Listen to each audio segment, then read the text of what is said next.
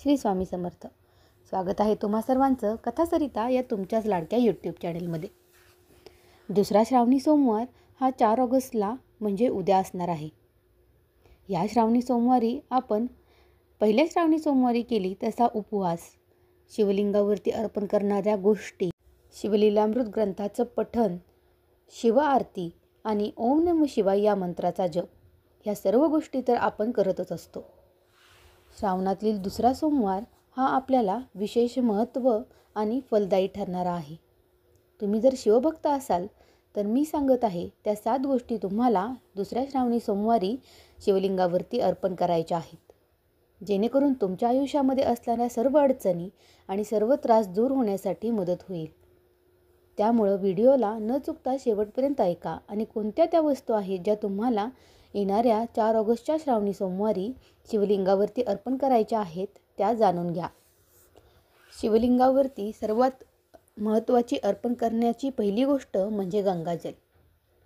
शिवांच्या डोक्यावरती असलेल्या चंद्रामधूनच आपल्याला गंगा वाहत आहे असं आपण म्हणतो.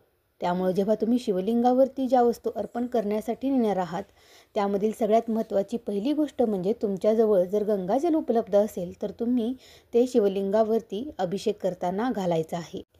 बेलपत्रासारखेच गंगाजल हे देखील अतिशय पवित्र आणि भगवान शिवांना प्रसन्न अशी वस्तू आहे. त्यामुळं तुमच्याकडे शक्य असेल तर तुम्ही गंगाजल अर्पण करण्यासाठी घेऊन जाऊ शकता. आता दुसरी महत्त्वाची गोष्ट की ज्यामुळे तुमच्या आयुष्यामधील दारिद्र्य नष्ट होऊन तुमच्या आयुष्यामध्ये सुखसमृद्धी आणि सकारात्मकता निर्माण होते, ती वस्तू म्हणजे बेलपत्र. भगवान शिवांच्या आशीर्वाद प्राप्त करण्यासाठी जेव्हा तुम्ही महादेवाच्या मंदिरामध्ये जाल तेव्हा तुमच्यासोबत हे बेलपत्र अवश्य न्या. बेलपत्र वाहताना तुम्हाला ओम नमः शिवाय या मंत्राचा जप करतच हे बेलपत्र शिवलिंगावरती वाहायचं आहे. हे बेलपत्र तुम्ही 108 वेळा ओम नमः शिवाय या मंत्राचा जप करत देखील ठेवू शकता. बऱ्याच जणींचा अशा 108 वेळा 1008 वेळा बेलपत्र वाहण्याचा निश्चय, संकल्प किंवा व्रत असते. तुम्ही ते देखील ह्या सोमवारी करू शकता. भगवान शिवांना आवडणारी तिसरी महत्त्वाची गोष्ट म्हणजे धतुरा किंवा भांग. ही वस्तू देखील शिवजींना खूप आवडती आहे. त्यामुळे तुम्ही ही वस्तू जर शिवलिंगावरती अर्पण केली तर त्यामुळे देखील शिवजी प्रसन्न होण्यासाठी मदत होते. तुमच्या घरामध्ये जर कोणी आजारी असेल तर त्या आजारातून मुक्तता मिळण्यासाठी हा उपाय तुम्ही एकदा नक्की करून पहा. आता यानंतरची दुसरी गोष्ट म्हणजे दूध. जेव्हा तुम्ही शिवलिंगावरती दुग्धाभिषेक करता त्यावेळीही किंवा इतर जेव्हा केव्हा तुम्ही शिवलिंगावरती दूध अर्पण करणार आहात त्यावेळी ते दूध हे नेहमीच गाईचे आणि कच्चे दूध असायला हवे. गरम केलेले अथवा साय काढलेले अशा पद्धतीचं दूध तुम्हाला शिवलिंगावरती कधीही अर्पण करायचं नाही. जेव्हा आपल्याला संतती प्राप्ती हवी असते त्यावेळेस जास्त करून तुम्ही शिवलिंगावरती हे दूध अर्पण करायचं असतं. त्यामुळे जर तुम्हाला अशी कोणती इच्छा असेल तर तुम्ही शिवलिंगावरती गाईचे कच्चे दूध नेऊन ते अर्पण करायचे आहे.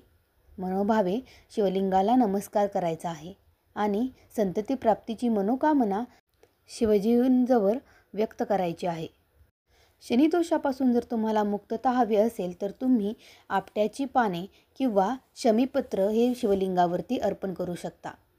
त्यामुळे नक्कीच तुमच्या आयुष्यामधील शनिदोष हा दूर होऊन आनंद आणि समृद्धी येण्यासाठी मदत होते. या गोष्टींसोबतच तुम्ही जर शिवलिंगावरती पांढरं चंदन लावलं तर तुमच्या घरामधील ग्रहदोष हे दूर होण्यासाठी मदत होते.